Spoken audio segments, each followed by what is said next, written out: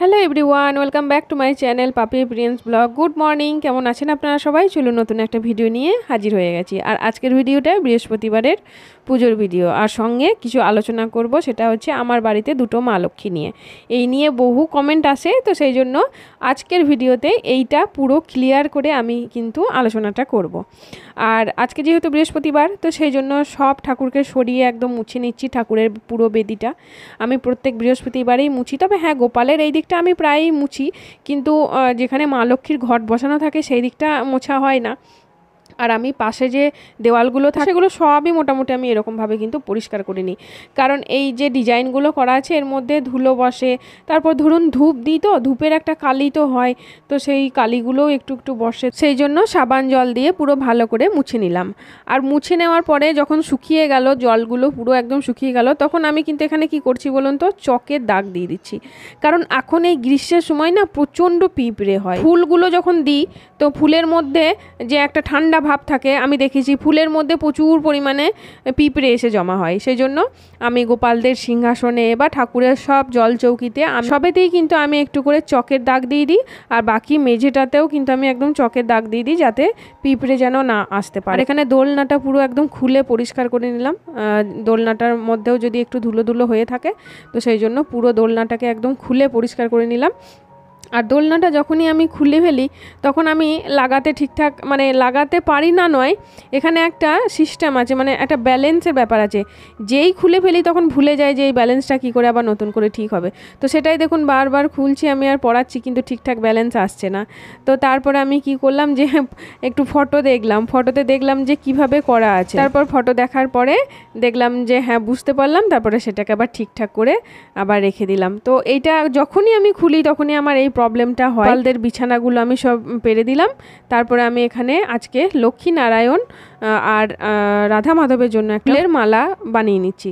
গোপালদের জন্য আজকে ফুলের মালা বানাইনি, শুধুমাত্র রাধা মাধবের জন্য আর লক্ষ্মী নারায়ণের জন্য একটা করে মালা বানালাম।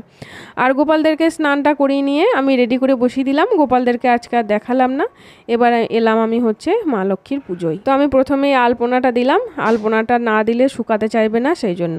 এবার আসি আমার মা লক্ষ্মীর কিছু আলোচনায়।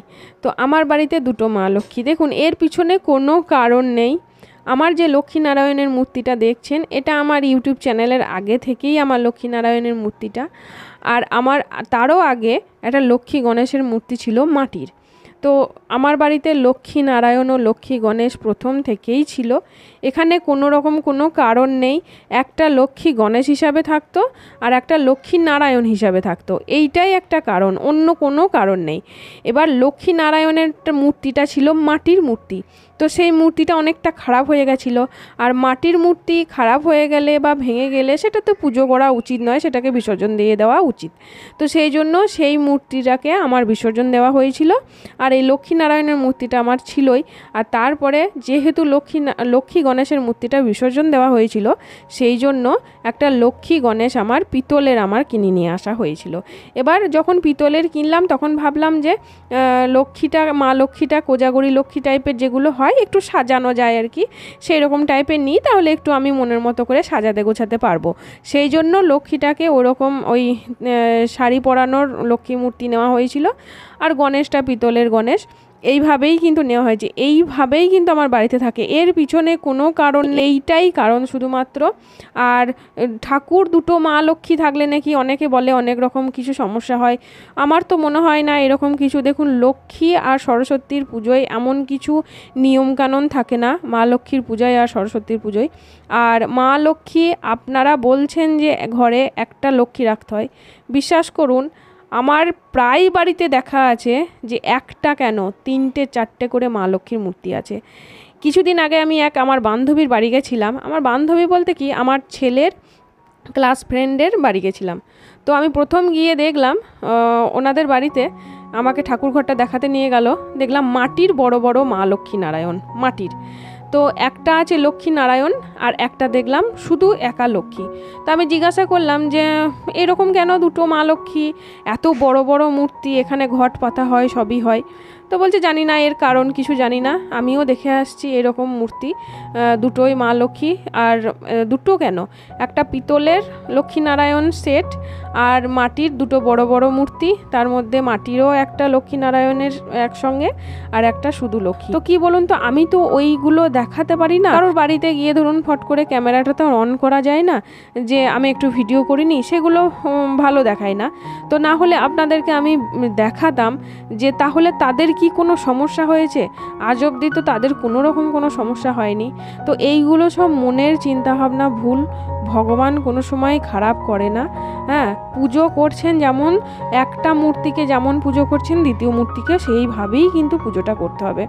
কাউকে ছোট বড় করলে কিন্তু হয় না। সমানভাবে সমান চোখে দেখলে আপনি প্রত্যেকটা ঠাকুরের মূর্তি একটা কেন 1000টা এনে রেখে পুজো করতে পারেন, কিন্তু সেই সম্মানটা সেই ঠাকুরকে দিতে হয়।